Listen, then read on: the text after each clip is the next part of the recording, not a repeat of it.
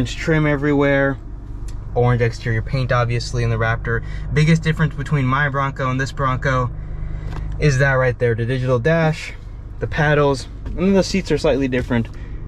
I like these seats, but I also like the seats on mine. I can't decide on whether or not the interior wise I prefer this or the other way. But driving wise, let's see if there's actually that much of a difference. Unfortunately, we're not going to be able to off-road today. Another big difference is the carbon fiber, the top stripe, but also there's different modes in this thing. So we got to change the mode, exhaust mode, to sport. We'll get a couple revs and clips of it revving and the differences between all the different modes in a second here.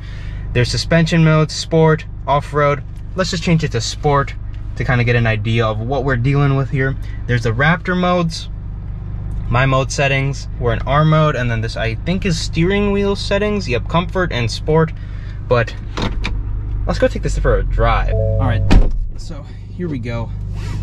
Let's go off in a first real drive. I drove it at night, but now I'm excited to actually get a real driving experience. The first impressions is it drives very similar to my Bronco, but the one thing is I have a 2.7 liter V6. This is a 3.0 that makes a little bit more horsepower and a little bit more torque. But the main difference is that down low power that our F-150 has that is missing in my Bronco, this has. I also don't really know where I'm going, so that always helps.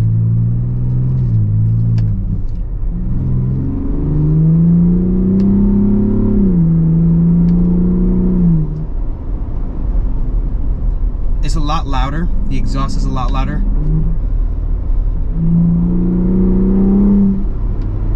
The blow off is significantly louder. Just overall impressions though, it's very similar. Like very, very similar from my truck and this truck. There's minor differences in terms of the ride. This has 37s, so I would say that it rides a little bit softer. And handling wise, I want to say that this handles a little bit more stiff than my truck does. Now, of course, there's different dampering settings for the suspension. We're on normal right now, and it is a little bit rolly. Now, if we do change it to sport, as far as driving impressions go, it definitely stiffens it up, and the overall kind of rock is really taken away. But I do really like the paddles. That's one thing I'll say I'll miss from mine.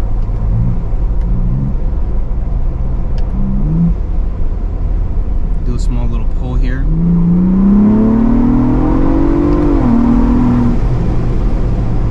Get up. Roll this window back up. But this thing has get up compared to my Bronco. It has a different gearing, I want to say, or at least how they drive. The gearing feels different, and I'll tell you why. So because this has more down low torque, from what I believe, the way it drives just leads me to believe that it has a little bit more torque down low. It wants to rev up a little bit more. My Bronco has very short gears, I believe. I want to say they're different, but it feels significantly different, the way that they are geared. This is geared more like a 10-speed Mustang almost, rather than how the Bronco's kind of more of a truck. But if you've driven a Bronco, imagine that, but just a little bit more sporty.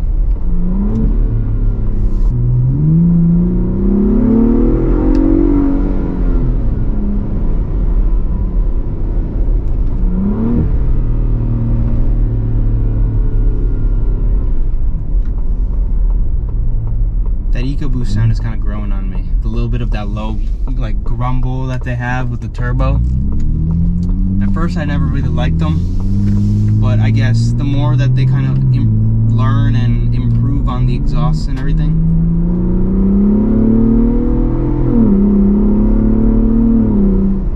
Ford GT has a very similar note.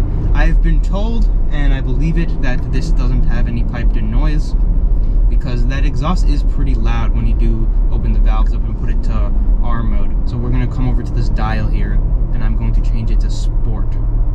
I believe it should throw it in 4x4, if I'm not mistaken. I am wrong. It did not throw it into 4-wheel drive. It does on mine, from what I believe. When I turn it to sport, I believe it goes into 4x4. Just even that more twitchy on the pedal. All the suspension everything like on the dash. I'll show you guys kind of like overlaid on the screen, but it's sport, sport, sport. Steering wheel, exhaust, handling. Steering wheel, steering feel. Yeah, you guys know what I'm saying. One more.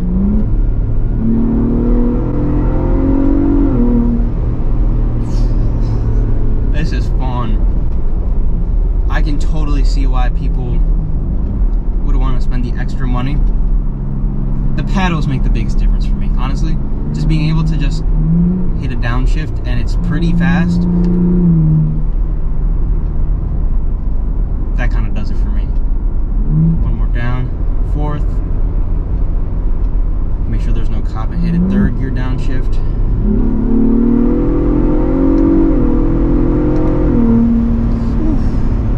This thing is fun. Ford honestly has outdone themselves with this one. And when it first came out, I said like there wouldn't be that much of a difference between the Raptor and the Bronco. And I mean, there really isn't, right? It's just the same differences that I thought it would be.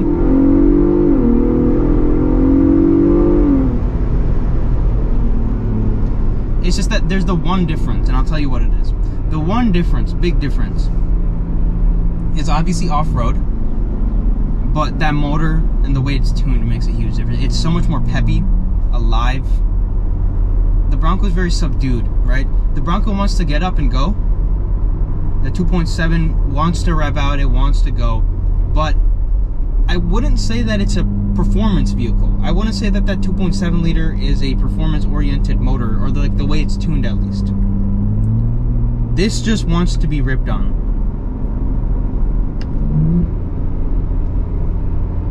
This thing just wants you to keep pushing deeper into the pedal. It's very fun. Very, very, very fun. Would I trade my Bronco for Bronco Raptor? I would. Am I going to? I don't think so. Just because there's the price difference, the over sticker fees at this point in time. Plus, I have a couple of other uses for my Bronco. If I was off-roading my Bronco more, I totally would. I totally would get this. But again, I believe they upped the MSRPs. Over stickers, you know, they're going $100,000 for one of these. I got my Bronco sticker, which is, you know, $50,000 cheaper than what I would get one of these at. Or it would just be a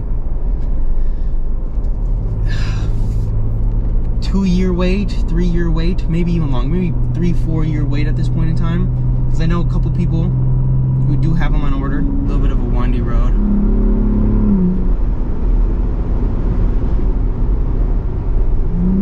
Obviously, it's no GT500. Slower on this bend here. But it's still fun. It's like weirdly fun because of just the way that it's tuned. The way that it's tuned and set up makes the biggest difference. And that's what you're paying for when you buy one of these. You are paying for the way that it has been tuned to be just more sporty and more just all around kind of just kick ass.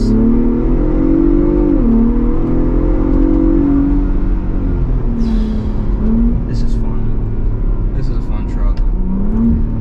What do you say? Let's get some exhaust shots and show you guys the exterior, walk around the exterior. Honestly, it's really cool. It's really cool. The amber lights, the orange, the big, I mean, obviously, it's gonna be cool. It's a Raptor. Oh, this is gonna make me want to trade my Bronco in, but hey, it's an awesome vehicle. Awesome, awesome vehicle. Ford always knocks it out of the park with whatever special edition they're building, and this is no exception. First impressions, the very first thing you see in this truck are these bushwhacker fenders, and they are massive. They're very, very big, but in order to incorporate 37-inch tires, we thought the Bronco Sasquatch was big with 35s. Ford just said, no, we can go bigger. 37 factory-inch tires. It has big suspension. I believe it has Fox suspension, as you guys can see right there. Long travel. Obviously, Raptors for the most part are kind of like used as Baja vehicles. The step in my Bronco is kind of unusable. I like this step. The step is usable, and it's got to be in the Raptor because of the height difference. But the step is nice. It's metal, matches with everything. Metal front bumper. I believe these are factory lights here. You can see that skid plate is all banged up because, again, this thing has been used. Let's come over here and find the exhaust button, which is right here. So we're gonna start off on quiet here. 4,000 rev limiter there. Still fairly loud.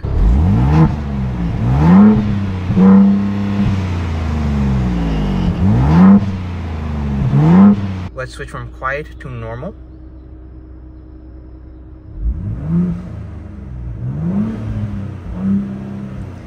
It revs up higher when you don't flip the throttle there. Some small burbles.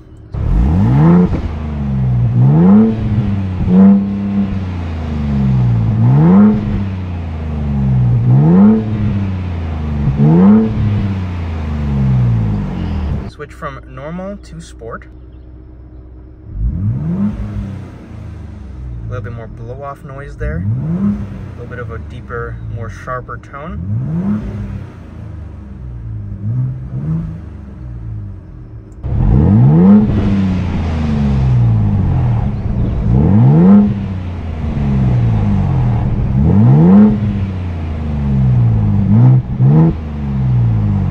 Now switch over from sport to Baja.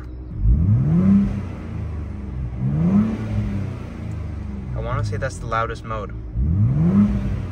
You guys be the judge of it, sport or Baja. I'm sure there's actual statistical facts backing it up though.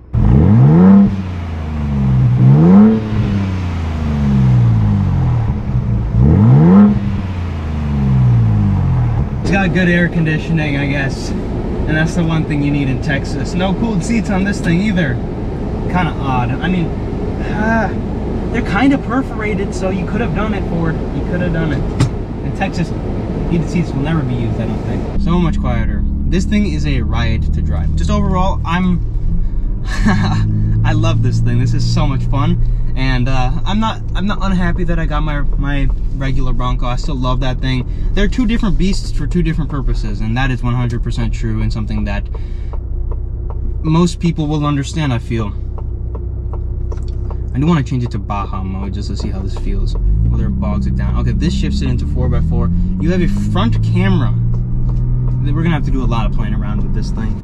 Like the entirety of the screen there is a camera in Baja mode. And I mean, I was pinning it going, what, 30 something speed limit. Oh damn. Oh, that's like, that thing picks up. You have a front camera in Baja mode. This whole screen becomes a camera. That is wild. Okay, I'm gonna switch back before I get myself into any trouble. We're gonna just go to sport right here. And we're gonna keep it there.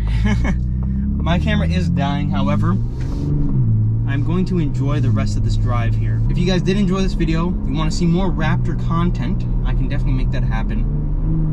Let me know in the comment section down below. Let me know your thoughts of the Raptors, whether you guys have driven one, seen one, or just seen them online from this video. Let me know your thoughts, because this thing is a riot and a half to drive.